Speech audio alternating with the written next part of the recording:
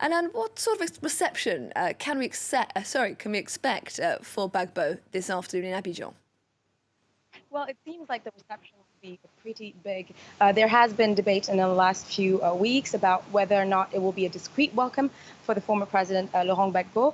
But what we have found out recently is that he will get access to the VIP quarter of the airport as he lands at 3:45 p.m. this afternoon with a Brussels airline flight. That means that he will be in the presidential pavilion and that probably some of his collaborators and his close ones will be there to welcome him at the airport. What we also know is that the government will not officially be present to welcome Laurent Gbagbo, although the welcoming committee, which is also composed of some members of the government including Minister of National Reconciliation, Gbagbo, will be present to greet him as he gets into the airport.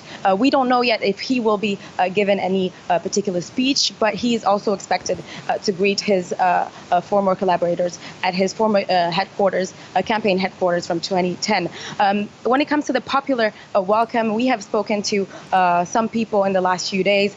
His fervent supporters have told us that they will be there. They will come in convoys to greet the former president as he is supposed to be greeted. But there are also some people who are a little worried, let's say, about today and what the outcome of this day could be. They have been traumatized in a way by former attention by the war, by the post-electoral crisis that happened in 2010, 2011, and they would rather just stay home and avoid any potential outbursts. Now, Gbagbo is still facing jail time for corruption in Ivory Coast. What, if anything, are we expecting to come from that?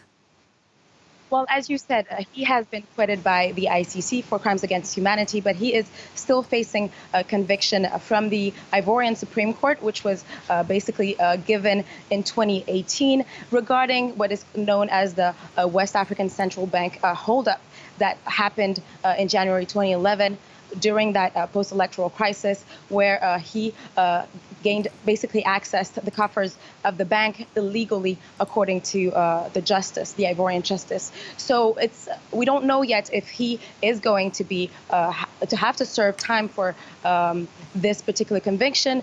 Let me just remind you that he was indeed sentenced to 20 years in prison. On the other side of this, we also have a former minister of budget who was convicted of the same crime and who was recently welcomed back in the country and was granted amnesty. So there is basically this precedent that allows us to think that he might not be serving.